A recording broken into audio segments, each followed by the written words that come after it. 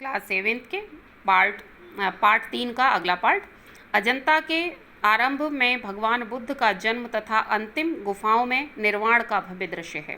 अजंता में जब हम प्रवेश करते हैं तो वहाँ भगवान बुद्ध के सबसे पहले भगवान बुद्ध के जन्म का दर्शन होता है और उसके बाद अंतिम गुफा में निर्वाण माने ज्ञान की प्राप्ति, जहाँ पर ज्ञान की प्राप्ति होती है उसका सुंदर दृश्य देखने को मिलता है।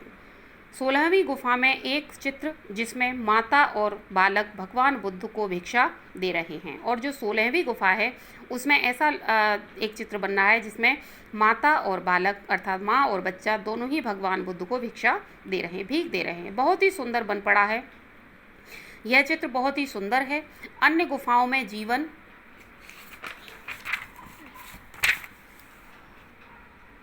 की सारी कलाएं विद्यमान हैं, और जो अन्य कलाएं हैं उनमें भी जीवन की सारी कलाएं विद्यमान हैं कि मनुष्य किस तरह से भगवान बुद्ध ने अपना जीवन यापन किया था।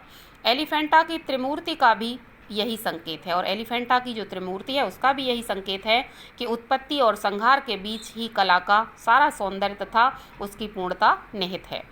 क्या बताती है एलिफेंटा की त्रिमूर्ति कि जिसकी उत्पत्ति हुई है उसका संहार भी निश्चित है, और उसी के बीच में वह संसार के सारे सौंदर्य को अपने में स्थापित कर लेता है, देख लेता है।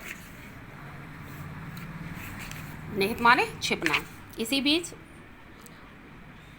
निहित माने छिपना माने उत्पत्ति और संहार के बीच में ही सारा सौंदर्य छिपा हुआ है।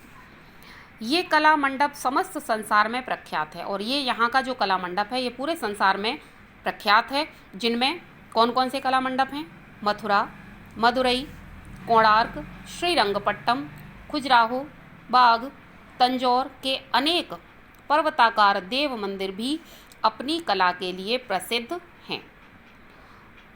कौन कौन से कला मंडप संसार में प्रसिद्ध हैं? जिनमें मथुरा के, मदुरई के, कोणार्क के, श्रीरंगपट्टम के, खजुराहो के, बाग के, तंजौर के, जो अनेक पर्वतों के आकार के जो देव मंदिर हैं, इनकी कला पूरे संसार में विख्यात है, प्रसिद्ध है। सांची तथा सारनाथ के स्तूप भी राष्ट्रनिधि के रूप में विद्यमान हैं।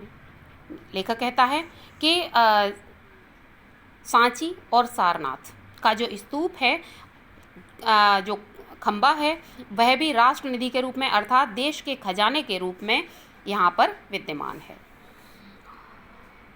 सम्राट अशोक के समय में देश के अनेक स्थानों पर शिल्पकला के सुंदर नमूने स्थापित किए गए हैं।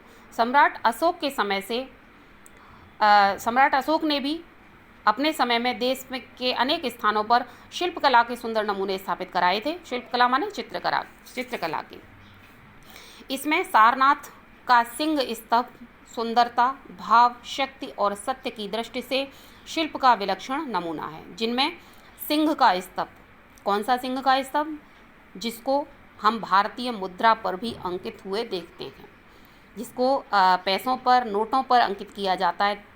3 मुंह वाले सिंह का दृश्य, वो उसमें भाव है, शक्ति है और सत्य है। इसकी दृष्टि से उसे सबसे विलक्षण, सबसे अलग नमूना माना गया है, जो असाधारण है, जो साधारण नहीं है। विलक्षण माने असाधारण, जो साधारण नहीं होता। इसे भारत की राजकीय मुद्रा में स्थान दिया गया है, और इसीलिए इसे भारत की राजकीय मुद्रा में स्थान दे दिया गया है। इससे मन पर ऐसा अच्छा प्रभाव पड़ता है कि मानो जागा हुआ भारत अपनी पुरानी कला परंपरा के साथ फिर से एकाकार होना चाहता है।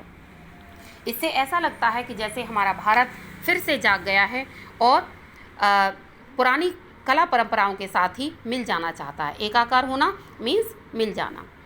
भारत में अनेक स्थलों पर ललित कला और स्थापत्य कला के ऐसे सहस्रों नमूने विद्यमान हैं।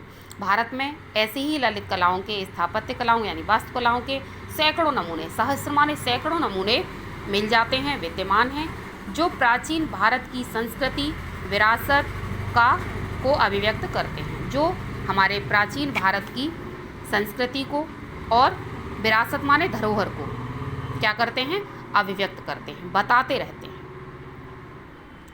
इस तरह से आपका ये पार्ट पूरा हो गया। ये पार्ट आपको अच्छे से पढ़ना है, समझना है, और जहाँ जहाँ मैंने इसको सर्कल किया है ये आपके शब्द हैं जिनको आपको अच्छे से पढ़ना है और समझना भी है। अगले वीडियो में शब्दार्थ और प्रश्नोत्तर करवाएंगे। तब तक के लिए घरों में रहिए, सुरक्षित रहिए। धन्यवाद।